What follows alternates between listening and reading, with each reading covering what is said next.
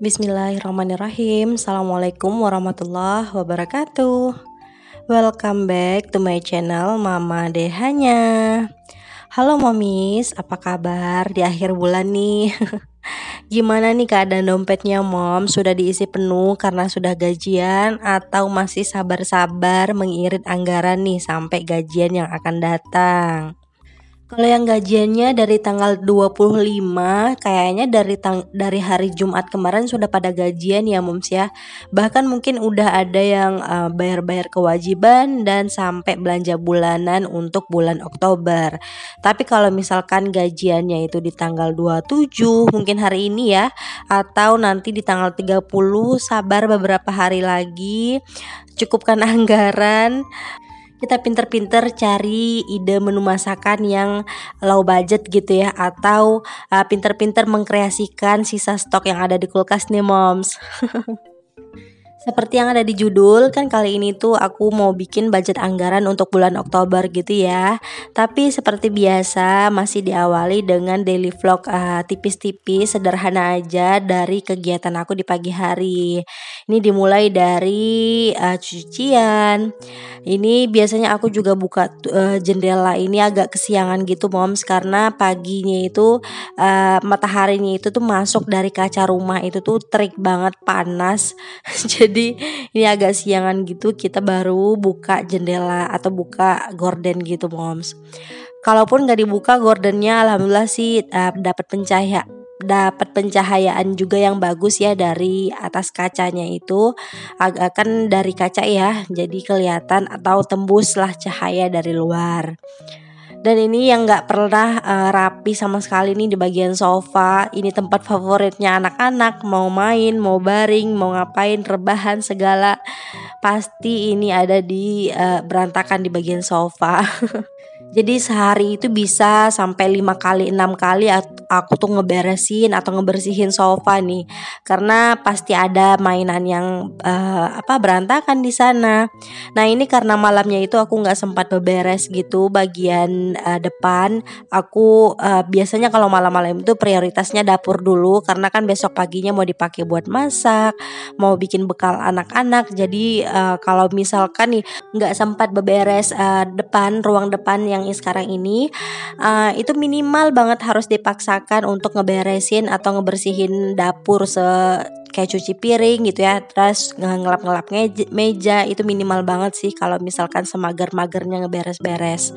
Jadi biar moodnya itu buat di pagi harinya itu nggak keburu-buru, terus moodnya juga nggak bad mood gitu menghadapi dapur yang berantakan. Dan ini bagian ambalan ini tuh bagian yang paling rajin juga nih, barang yang numpuk di atasnya itu ada aja, entah mainan anak, entah kunci, uang, dompet, segalanya ada di sini. Jadi ini tuh paling ya bentar aja sih awetnya itu rapih, paling nanti siang juga udah tumpukan lagi barang. Tapi ya nggak apa-apa sih ya, harus diberesin walaupun nanti bakal kotor lagi, bakal berantakan lagi, minimal udah cukup menghilangkan debu lah gitu ya moms ya. Memang tugas ibu rumah tangga atau pekerjaan rumah tangga itu memang pekerjaan yang kayaknya tuh sepele aja, cuman ngeberes, cuman ini. Padahal kalau misalkan ini tuh pekerjaan ini tuh sebenarnya bisa diuangkan gitu ya.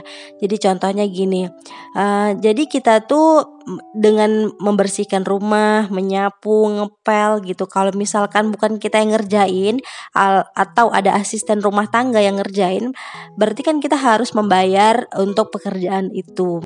Atau nih contoh lain, kalau cucian kita numpuk, setrikaan kita nggak beres-beres, berarti kan kita harus mengeluarkan uang ya untuk membawanya ke jasa laundry. Kalau misalkan bukan ibu rumah tangga sendiri yang ngerjain, berarti kan harus mengeluarkan uang lagi. Jadi sebenarnya tugas ibu rumah tangga itu adalah pekerjaan yang mahal ya.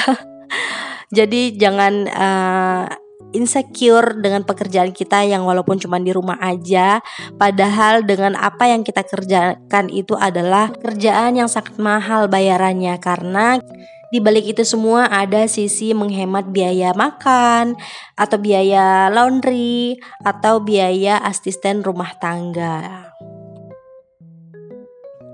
Kita masuk ke video budgeting. Kali ini tuh aku mau bikin anggaran untuk bulan Oktober karena masih menghitung hari ya menuju gajiannya Pak suami. Jadi seperti biasa ini rutinitas akhir bulan yang dipikir-pikir itu tuh agak mikir ya. Karena sebelum bikin anggaran ini biasanya aku bikin coretannya dulu, terus memproyeksi gitu loh besok di bulan depan itu mau ngapain, atau ada nggak anggaran yang harus ditambah ataupun dikurang. Semua itu diselesaikan berdasarkan hasil evaluasi di bulan ini. Dan alhamdulillah di bulan ini sih masih on track, walaupun masih dalam subsidi silang atau saling bantu sesama pos keuangan gitu ya moms ya. Nah, kalau Mommy sendiri gimana nih untuk bulan ini atau bulan September ini, aman nggak ya anggaran keuangannya? Banyak yang boncos atau banyak yang bisa ditabung nih moms untuk budgetnya. Dan ini susunannya masih sama ya dengan bulan-bulan sebelumnya. Aku tuh membagi keuangan itu tuh berdasarkan 3 ya. Pertama itu untuk saving. Di sini ada untuk mobil, untuk tabungan pribadi atau tabungan yang disimpan 10% setelah gajian. Kemudian ini ada untuk sedekah dan ada dana pendidikan anak untuk Dehan dan Anya, serta yang terakhir adalah dana darurat. Jadi semua ini tuh aku kategorikan satu aja menjadi saving, karena itu kan fungsinya untuk jaga-jaga atau untuk kebutuhan yang akan datang gitu ya moms ya. Nah ini untuk beberapa pos keuangannya juga aku masih tutup atau rahasiakan gitu, biarkanlah itu tuh menjadi privasi. Yang penting di sini tuh yang kita lihat adalah gimana sih cara kita kelola keuangan yang rasanya tuh bisa kita praktekkan gitu di dalam kehidupan sehari-hari, bukan berdasarkan nominal ya moms ya. Karena kan kita semua diingatkan lagi kalau kita semua itu punya kebutuhannya masing-masing, punya prioritasnya masing-masing berbeda gitu kan, sesuai dengan kondisi keluarganya atau pertimbangan masing-masing individu gitu ya moms. Kemudian untuk yang kedua itu adalah fixed expense. Maksudnya fixed expense itu adalah pengeluaran rutin atau kewajiban rutin yang dibayarkan setiap bulan, di mana nominalnya itu selalu sama di setiap bulannya. Di sini tuh ada beberapa kategori seperti pegangan suami, terus KPR, ada untuk internet, listrik, lingkungan. Terus untuk sekolahnya Abang Dehan itu SPP sekolah, dan satu lagi untuk les bimbanya.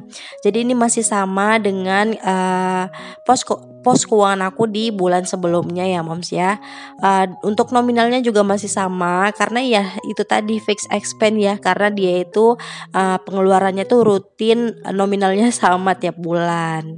Nah sebenarnya untuk kayak gini tuh masing-masing orang tuh beda cara kelola uangnya, beda cara atur uangnya, atau sesuai kategori keuangannya juga beda. Itu sebenarnya nggak ada yang salah ya, sah-sah aja. Karena untuk ilmu keuangan kayak gini kan banyak banget ya metodenya, caranya. Ada yang menggunakan persentase atau sesuai dengan kebutuhan atau keinginannya masing-masing. Semuanya oke aja asalkan dijalankan dengan benar, dipatuhi anggaran yang sudah dibikin gitu. Ini momis di sini yang nonton videonya sekarang nih masih ada nih yang belum bikin anggaran atau masih ragu-ragu untuk bikin anggaran seperti ini nih moms. Boleh dong sharing juga di kolom komentar apa sih yang bikin ragu untuk bikin anggaran kayak gini. Dan alhamdulillah selama setahun aku udah bikin anggaran kayak gini nih, ngebantu banget loh moms. Karena aku tuh dulu tuh sangat boros banget sama uang, gak mau pusing soal mengatur keuangan rumah tangga, karena menurut aku itu tuh bakal bakal tidak bermanfaat gitu loh, karena aku tuh nggak ngerti karena belum ada ilmunya gitu dan belum berani mencoba untuk mengatur keuangan. Padahal kalau misalkan kita jalanin, terus kita evaluasi, terus diulang lagi, diperbaiki lagi, itu tuh akan ngebantu banget cara kita tuh mengkonsumsi uang, cara kita itu membelanjakan uang, terus belajar bijak gitu menggunakan uang loh moms. Itu pengalaman aku kurang lebih setahun ini menyusun anggaran rumah tangga ya. Kemudian ini untuk ketiga itu variable expense atau pengeluaran aku yang biasanya tiap bulan yang digunakan untuk kebutuhan sehari-hari gitu, untuk aktivitas sehari-hari seperti untuk belanja bulanan, belanja sayur, belanja mingguan, terus untuk belanja popok anak, jajan anak, ada susu, terus ada untuk kebutuhan aku sendiri, kemudian ada juga untuk gas dan galon, terus aku sediakan juga dana tidak terduga. Biasanya dana tidak terduga ini fungsinya untuk kalau misalkan kita tuh punya kebutuhan genting yang tapi pos keuangannya tuh nggak ada. Nah misalnya nih kalau kita tuh kedatangan tamu tiba-tiba, terus karena kita tuh nggak punya pos keuangannya ya, nggak ada pos anggaran untuk tamu gitu kan. Jadi kita bisa pakai anggaran dana tidak terduga ini untuk memberikan suguhan ke tamu kita. Oke, itu tadi ya anggaran aku kurang lebih ya kayak gitu sih. Terus ini di sini aku selipkan sedikit nih notes buat diri aku sendiri.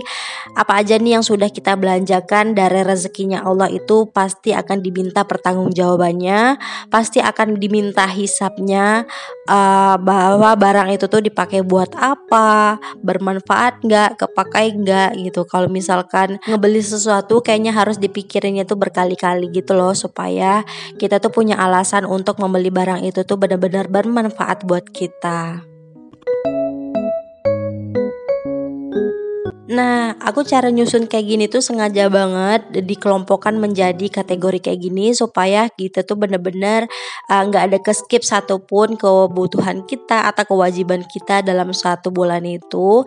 Jadi nanti kalau pas pembayaran atau pas gajian sudah ada, kita cek masing-masing pos keuangan ini tuh sudah terbayarkan atau sudah ditunaikan belum kewajibannya. Oke, ini udah selesai bikin anggarannya. Semoga sharing aku sedikit ini ngobrolnya nih ada memberikan manfaat buat momis. Aku mohon maaf banyak kekurangan dalam diri aku. Aku pamit dulu ya. Assalamualaikum warahmatullahi wabarakatuh.